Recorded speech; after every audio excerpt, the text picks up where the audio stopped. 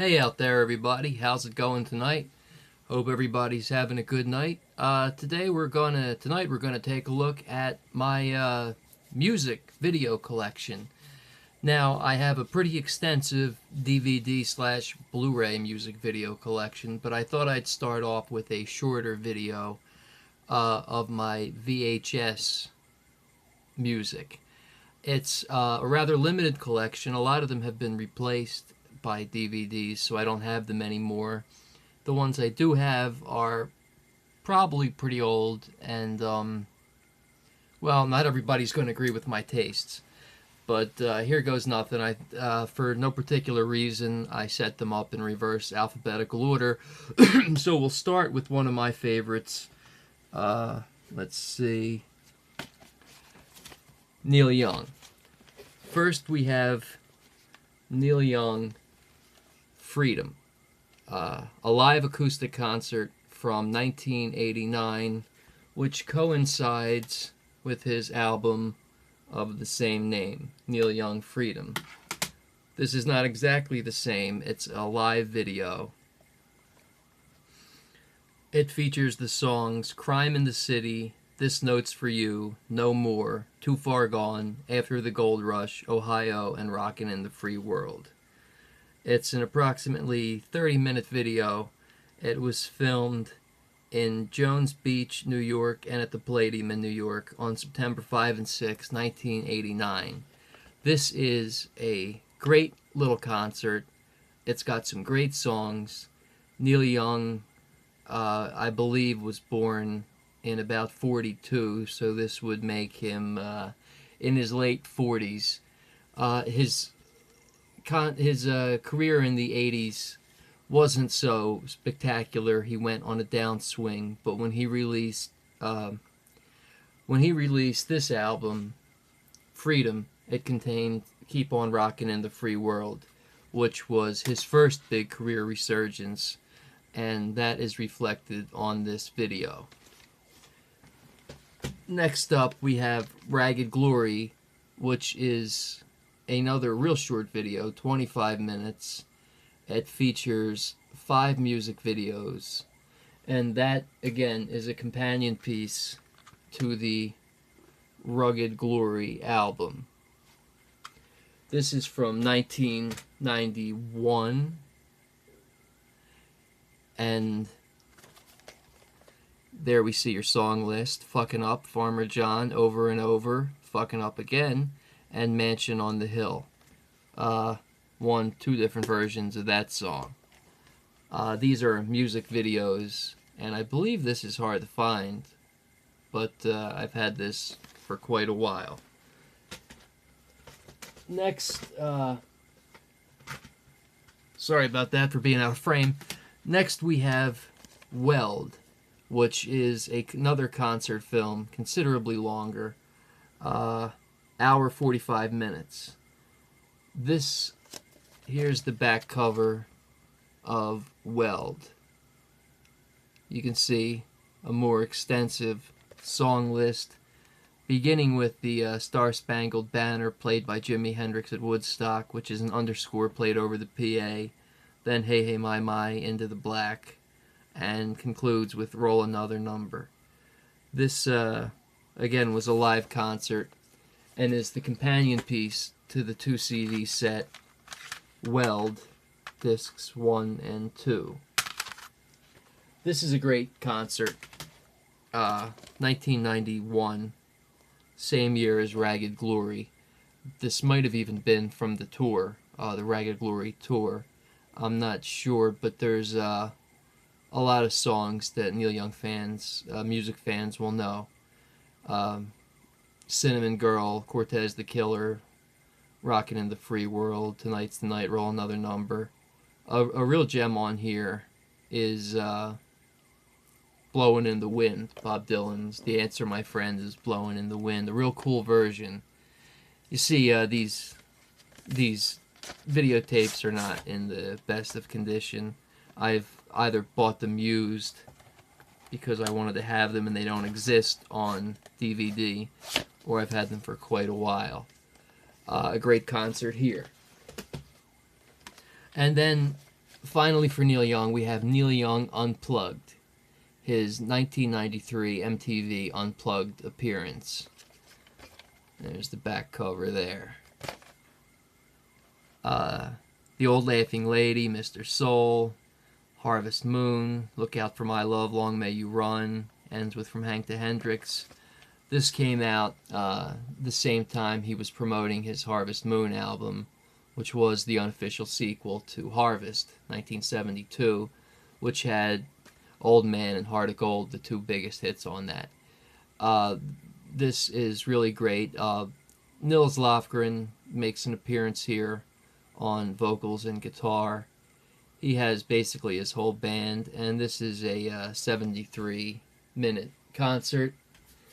And again, it goes along with the Unplugged album. Same cover.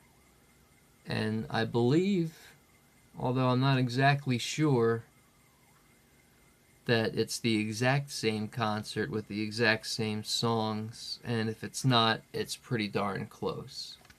So, another one of my favorites. Now, continuing in reverse alphabetical order, staying on Y, something a little bit lighter in tone, Weird Al Yankovic Live. Now, not everybody likes Weird Al Yankovic, but I've been a fan. I was born 1977. Weird Al's first album, I believe, came out in 81, and his Michael Jackson parodies came out in like 83. He started out with Eat It for Beat It, and then I'm Fat, which is, I'm Bad. And there's the back cover of this one, if you can see. This is, let's see, the 1999 hour-and-a-half video. It's a concert from, let's see, well, I'm not exactly sure, but it is a full concert. And there's a bonus from his 10th studio album, Running with Scissors. There's 2 music videos. It's all about the Pentiums, which was a Puff Daddy parody, and The Saga Begins, which was the American Pie Don McLean parody, which also parodied Star Wars Episode 1, The Phantom Menace, which was a really cool, funny video, which in retrospect is even funnier when we see how The Phantom Menace turned out. By the way, all you Star Wars fans, I really enjoyed the trailer for Episode 7, and I am not one of those fanboys who's going crazy saying, oh, J.J. Abrams, this is going to be great, he's God. But I do think it'll be better than Episodes 1, 2, and 3, and I hope it will be better, and I hope it will continue. Anyway, that's Star Wars. We're getting off the track, but Weird Al Yankovic. There's classic Weird Al songs on here. Dare to Be Stupid. There's a medley of his classic Jurassic Park, I Lost on Jeopardy, Eat It. And you have Smells Like Nirvana, Amish Paradise, Fat. And another Star Wars song, Yoda, which was done to the tune of Lola. Really just funny stuff. If you're in the mood to laugh, this guy, it's good, clean fun. I like my R-rated fun, like everybody. But if you're looking for some PG fun, family fun, Weird Al. Alright, continuing in reverse alphabetical order is another one of my favorites. I mentioned in my Criterion video, Harold and Maude, that Cat Stevens is a huge favorite of mine. And this is a video that was first broadcast on PBS under whatever title, I don't know. But the title of this video is Tea for the Tillerman Live, The Best of Cat Stevens, put out by, if you can see, the funny Wiener World Entertainment. So, that's great. But there's the back, and this is disappointing in the fact that it's short. But it was originally it was recorded at KCET Studios in Los Angeles, which is a PBS station, on June 8th, 1971. This video was released in 1993, It's only 35 minutes, so the song list is Moon Shadow, On the Road to Find Out, Where Do the Children Play, Wild World, Miles from Nowhere, Longer Boats, Father and Son, Hard-Headed Woman, and a really cool extra on here is a animated short film, Teaser and the Firecat, which was, Teaser and the Firecat was his follow-up to the T for the Tillerman album.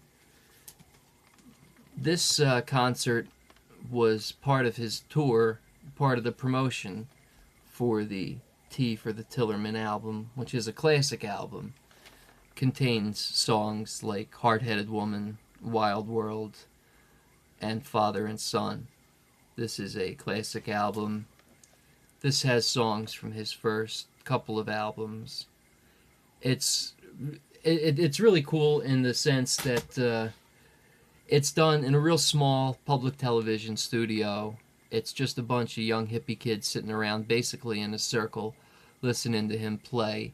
It's just, yeah, it's Cat Stevens on guitar and keyboard, Alan Davis, which was his longtime guitar player, who played with him his entire career. He was the lead guitar player, and Larry Steele on the bass and conga drums. So just a three-man band with a small, intimate setting. Really cool. Again, when I get to my DVD and Blu-ray music video collection, we'll really expand on guys like Neil Young and Cat Stevens. You'll see a lot more stuff. But on VHS, unfortunately, this is all there is. Okay, continuing in reverse alphabetical order. You may think this out of character for me for all the singer-songwriter music that we've been reviewing and talking about, but a band that I like, a guy that I like because of his lyrics, not so much the music. I'm not much of an industrial techno music fan, but the lyrics of Trent Reznor and 9 Inch Nails have spoken to me since I was in high school, a senior in high school in 1995. I graduated in 95. This is the set 9 Inch Nails Closer. It's a 2-tape set. You can't get it on DVD. Really, you can't even tell what the hell it is unless you're a fan. But there's 2 tapes, and just this little booklet that opens up and gives you very minimal information. Yeah, there's not even a song list. But it's called Closure, and tape 1 and tape 2. One tape is music videos, and the other tape is 9 Inch Nails in concert circa 1994, part of the Downward Spiral tour. And the videos are pretty much all the 9 Inch Nails videos from the first 3 albums, which would be 1989's Pretty Hate Machine, 1992's Broken, and 1994's The Downward Spiral. A lot of good stuff on here. This is a really cool set if you're a fan of 9 Inch Nails. And I believe that this is a hard-to-find set, but I was lucky enough to buy this when it first came out and smart enough to hold on to it. So, that's that. Then we go to M, something that's a little bit corny, but in 1995, when I was a senior in high school, there was a girl who I was head over heels for, and she was a huge fan of this artist, and she convinced me to buy the CD. And, well, there was a particular song that she said reminded me of her, and blah blah blah. And you know how it is when you're 17, 18 years old. Every song's written about you. So, with a slight bit of embarrassment, is Alanis Morissette, Jagged Little Pill live. What can we do, right?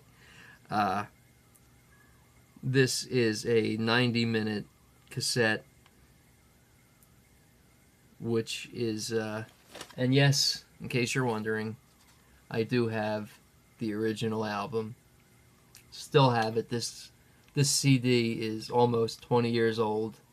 I bought it to impress a girl, and I still have it. But what can you say? And, well, isn't it ironic? No, it's not, because her version of irony is wrong, and I won't go into it. But that's 1995 for you. Okay, back to classic singer-songwriters. The one tape I have, a guy I'm not a huge fan of, but a guy who does have classic songs, undeniably, is Elton John. And this is Elton John live in Australia. There's the back. Okay. And, let's see. Yes, and, well, this was actually done with the Melbourne Symphony Orchestra, and it's 20 of Elton John's all-time greatest hits. At the 95-minute collection, 20 greatest hits. Good stuff. Funeral, Funeral for a Friend, Daniel, I'm Still Standing, 60 Years On, I Need You to Turn To, sorry seems to be the hardest word, Don't Let the Sun Go Down on Me. All kinds of good stuff on here. And, yes, I do have the accompanying CD, Elton John with orchestra, live in Melbourne. Okay, good stuff. Gotta respect the singer-songwriter. I do believe I messed up my alphabetical order, so we'll go back a bit. But, okay, that, a rock band that I fell in love with literally as a 4 or 5-year-old in the very early 80s was Kiss. And this was before Kiss took their makeup off. So there's a couple videos here. Excuse me. This is Kiss Unplugged from August 1995, recorded in New York. Another MTV Unplugged. This, anybody who knows Kiss knows that this is the first time that the original 4 members, Paul Stanley, Gene Simmons, Ace Frehley, and Peter Criss, reunited on stage. It was the first time they played together since Ace Frehley left the band in like 1983, or 82 rather, maybe even 81, I'm not sure, but yeah, probably 81. It was because of the success of this that they put the makeup back on and did the 1996 reunion tour. This is a truncated version of the concert. There is a DVD that exists with the entire concert, but on VHS, this is all you get. There's some great Kiss songs on here. Some ones not a lot of people know about, like Going Blind, A World Without Heroes, and See You Tonight, 2000 Man, which is a great song that Ace Frehley covered with Rolling Stones song. This is one of the best MTV Unplugged. And, yes, Kiss MTV Unplugged on CD. I know this isn't about CDs, but we're just showing that a lot of these do have companion CDs. And to wrap up Kiss, Kiss My Ass, the video. There's a CD for this, which I do not have anymore. This is, the CD Kiss My Ass was a lot of contemporary bands from, again, I believe that, 1994. There was bands like the Gin Blossoms that covered Kiss, classic Kiss songs. This has 13 vintage live in-concert performances, a 1977 rehearsal, never before seen photos of Kiss from the 70s without their makeup. But they have songs here. There's the song list. I don't know if you can see it, but you know, Parasite from 1975, Love Gun from 1992. It's Kiss through the years, performing in different in different combinations of the band. They've had so many different members, and they still tour today with other guys in the role of the original Catman and Spaceman, Frilly and Chris. But there are cover versions on here, such as Christine 16, performed by the Gin Blossoms, and She, performed by Anthrax. There's a Kiss rehearsal of Take Me from 1976, Black Diamond from 1976. This is a really cool video, and the companion CD I don't have anymore, but I will be getting it on Amazon because I saw it on there for about $1.98.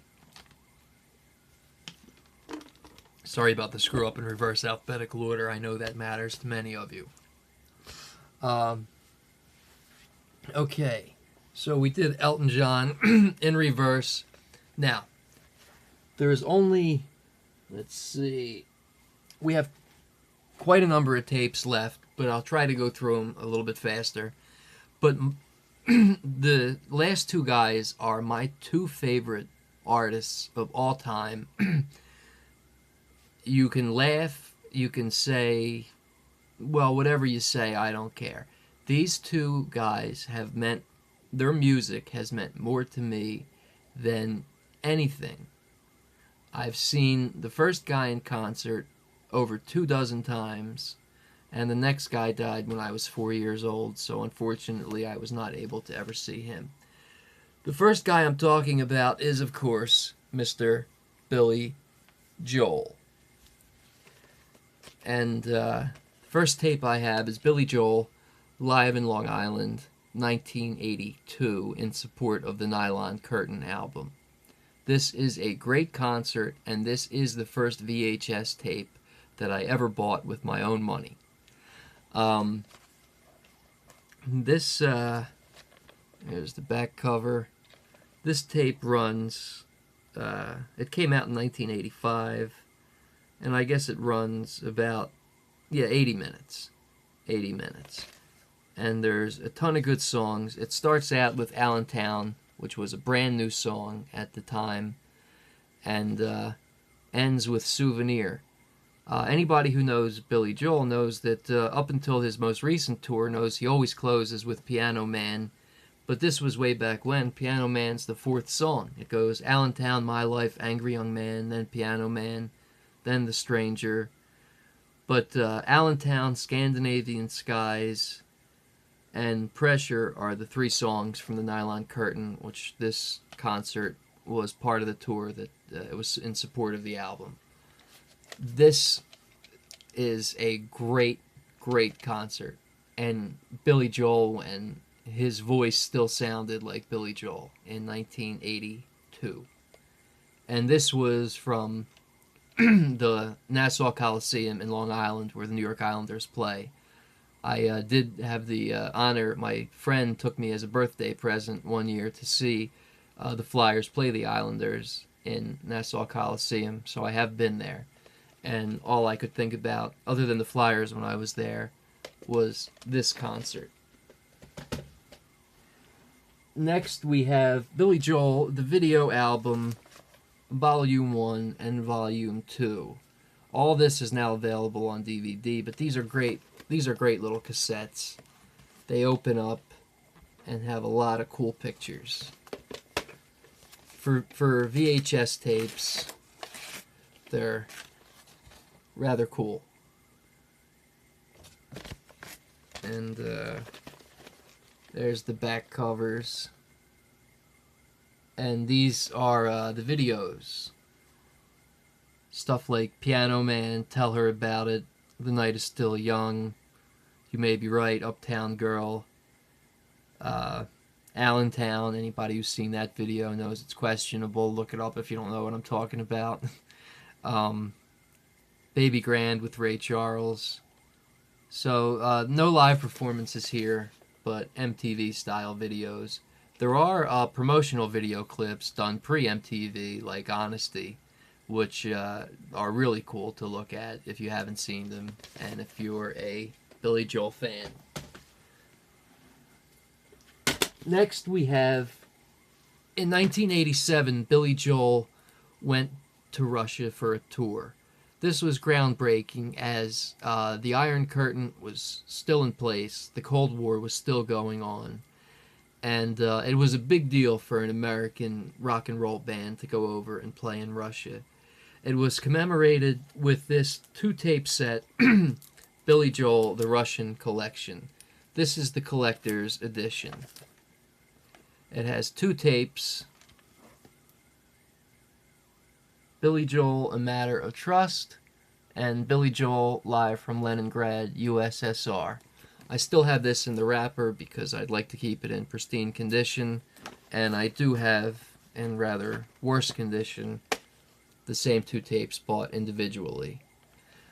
Billy Joel, A Matter of Trust is a documentary which I think was originally aired on PBS. It's 83 minutes, and it talks all about what I just said. There are some songs, some live performances on here, but it's more of a documentary. And this, they recently came out with a DVD set, which I'll talk about in my music DVD video, but with an updated documentary. But this was the original documentary about that tour. It was done in support of the Bridge album, which contained the song "A Matter of Trust," and that was released in '86. So this tour was in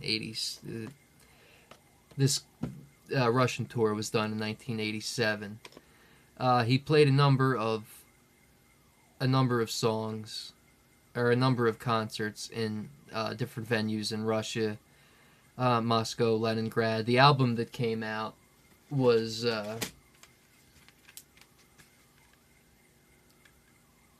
just a nice red cover. Billy Joel. Don't know how to pronounce that. Kohuhept, I don't know, but I've been told it means either live or live in concert, something like that. And you see the back cover of the Russian album is the same cover as the Matter of Trust video. And then the second video, Live from Leningrad, USSR. There's the back cover of that. This is a concert. This is the Russian concert that they talk of, one of the Russian concerts that they talk about in here. It's not that long. Let's find, it's only 60 minutes, but there are good songs on here. One of the things I forgot to mention on here, one of the best things on here is listening to Billy Joel do a solo performance of The Times They Are A-Changing. Billy actually plays guitar, and it's from a Russian TV show, a Russian, it's a talk show, and it's from 1987, and they were so far behind the times. When you watch it, it looks like something from the United States in the 1950s. But they have a translator there, and he's talking to the audience, and he picks up the guitar and plays The Times They Are A-Changing solo on guitar, and that performance can be found on the album. And Bob Dylan is Bob Dylan, but other than that, it is the best performance I have ever heard of that song.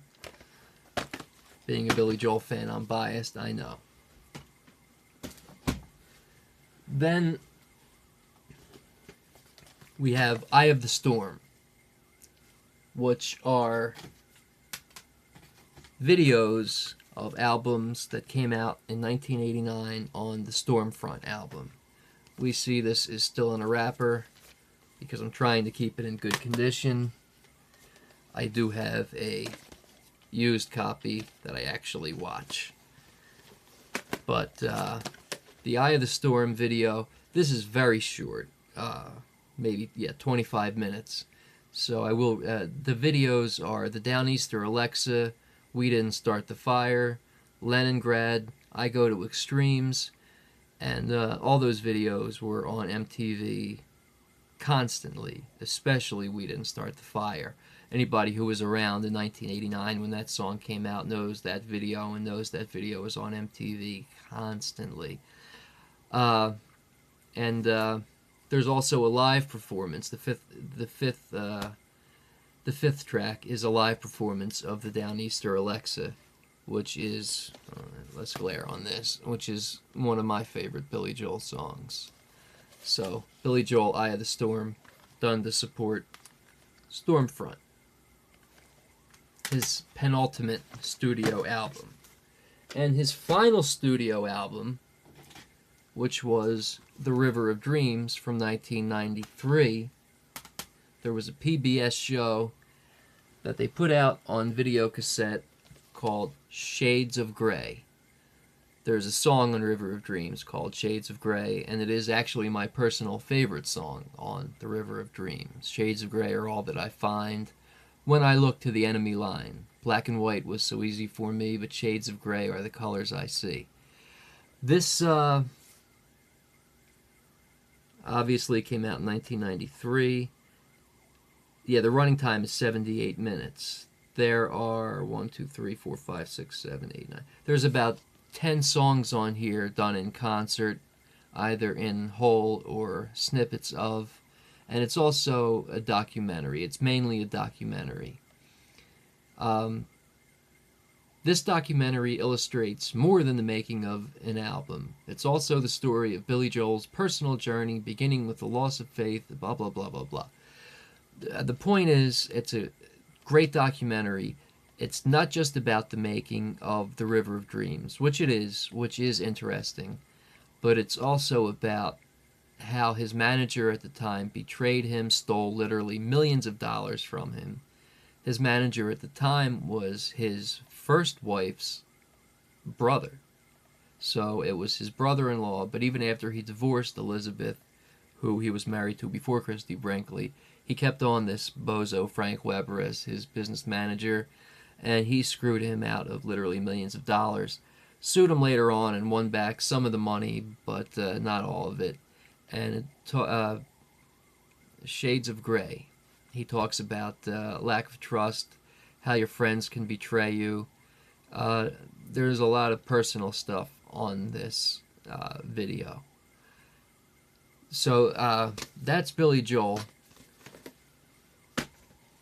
And then last but not least, my very, very favorite of all time is a guy that many of you probably have not heard of at all, and his name is Harry Chapin. Harry Chapin is a singer-songwriter who was around in the 1970s. For you horror buffs, check out your Last House on the Left documentary. Wes Craven learned how to edit from Harry Chapin. Wes Craven is married to the ex-wife, Wes Craven's wife, Wes Craven's ex-wife, it's such a complicated thing. Wes Craven's ex-wife is married to Harry Chapin's brother. And, did I get that right? Wes Craven's, yeah. And, there's a lot of connections. If you look up in some of your horror books about Last House on the Left, you'll find references to Harry Chapin. But that's not what I'm talking about here. I'm talking about Harry Chapin was the singer-songwriter and a humanitarian. His first album, 1972, Heads and Tails. His last album, 1980's Sequel. He tragically died in July of 1981 in a car crash on the Long Island Expressway at the age of 38. But he left behind quite a musical legacy. He was a singer-songwriter, and he told stories in songs. His most popular song that I'm sure everybody knows is Cats in the Cradle. It's been played out much like Billy Joel's Piano Man has been played out. You know, The Cat's in the Cradle, Silver Spoon, Little Boy Blue and the Man on the Moon, When You Coming Home, Dad, I Don't Know When, but We'll Get Together Then. His second most popular song was Taxi, which some of you may know, but he's got albums and albums worth of story songs that most people have not heard of, and his songs do tell stories, and they tell personal stories, and they mean a lot to me, and I know they mean a lot to a lot of other people because I've met a lot of Harry Chapin fans, and I've heard so many stories about how his music has touched their lives and mine. I have a huge Harry Chapin collection, but on VHS it's rather limited. First is The Book of Chapin. Much like the Cat Stevens VHS, this was done in a PBS studio, I believe in Boston. This was done for the PBS series Soundstage in 1974, part of his tour in support of his Verities and Balderdash album, which contained Cats in the Cradle. This was at the very height of his fame, and maybe Cats in the Cradle was a #1 song, overall #1, top of the charts, his only #1 hit. But this is a 60-minute video, again, very intimate audience, 4-piece band, counting Harry, his longtime friend Big John Wallace on bass, Ron Palmer on electric guitar, and Michael Masters on cello. That was one of the cool things about Harry Chapin. His band always had a cello, and it gave a different sound. It's not just rock, it's not just folk, it's not just country, it's not just jazz, it's all kinds of things. I mean, if you must call it anything, call it folk rock. But to me, it's just Harry Chapin. It's story songs. And some of the story songs on here are songs that are called What Made America Famous, WOLD, like the call letters of a radio station, Mr. Tanner, Six-String Orchestra, Mail Order Annie, Cats in the Cradle, of course, Taxi, Sniper, which is a real good one, a 10-minute song about Charles Whitman and the University of Texas shootings. Long before Columbine, Harry Chapin wrote a song about school shootings, and it is one of the most intense songs you'll ever hear. It's called Sniper, and that was released on his second album, Sniper and Other Love Songs. If you're interested, that's all these songs are on YouTube, and he finishes with She Sings Songs Without Words. This is a brief concert, but Harry Chapin always told stories in between songs. He was an evocateur. He was a raconteur. A raconteur? A raconteur, yes. He was a raconteur. He told stories. His concerts were never boring. Some of his songs made you laugh, some of his songs made you cry, but you never left a Harry Chapin concert. I don't know this personally, but I've heard this. You never left a Harry Chapin concert in tears. You always left smiling. And every time I listen to Harry Chapin, I smile. And